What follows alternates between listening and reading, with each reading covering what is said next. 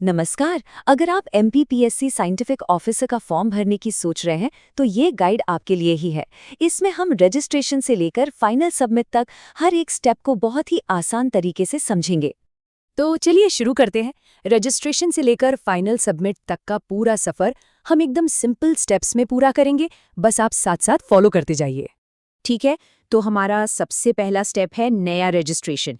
अगर आपने पहले एमपीपीएससी पोर्टल यूज नहीं किया है तो आपको यहीं से स्टार्ट करना होगा। सबसे पहले आपको एमपीपीएससी की ऑफिशियल वेबसाइट पर जाना है। वहां आपको होम पेज पर ही अप्लाई ऑनलाइन का एक लिंक दिखेगा, बस उसी पर क्लिक कर दीजिए। अप्लाई ऑनलाइन पर क्लिक करते ही एक नया पेज खुलेगा। वहां न्यू रजिस्ट्रेशन को चुनिए। अब अपना नाम, मोबाइल नंबर और ईमेल आईडी डालिए। आपके मोबाइल पर एक ओटीपी आएगा, उसे डालकर अपना अकाउंट वेरीफाई कर लीजिए। सिंपल है। अब एक बहुत ज़रूरी बात, यहाँ गलती बिल्कुल मत करना। अपना नाम ठीक वैसा ही भरे जैसा आपकी 10वीं की मार्कशीट में लिखा है।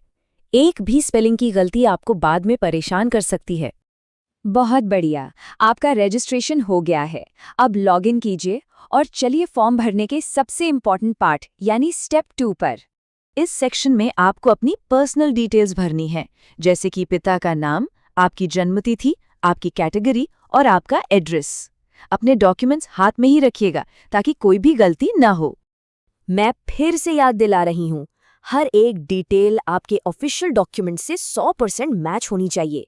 एक छोटी सी भी गलती आपके फॉर्म के रिजेक्ट होने का कारण बन सकती है, तो बिल्कुल ध्यान से। इसके ठीक बाद आएगा एजुकेशनल क्वालिफिकेशंस का सेक्शन। यहाँ आपको अपनी 10th, 12th और ग्रेजुएशन की सारी जानकारी भरनी है। और हाँ, अपना मेन सब्जेक्ट केमिस्ट्री या फिजिक्स सही सही सिलेक्ट करना। चलिए, अब आते हैं स्टेप 3 पर, जो है डॉक्यूमेंट्स अपलोड करना।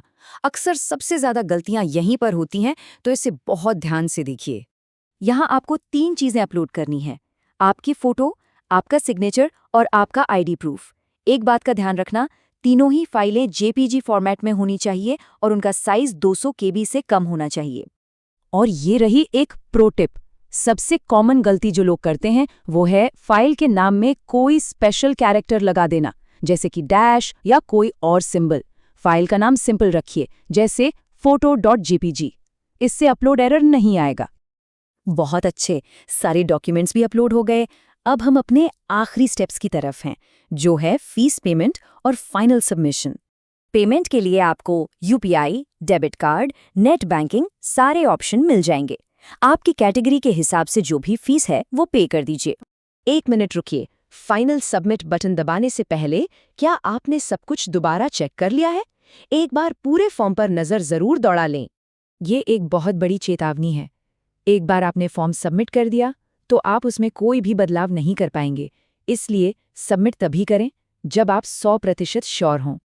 मुबारक हो, आपका फॉर्म सक्सेसफुली सबमिट हो गया है। लेकिन काम अभी खत्म नहीं हुआ है।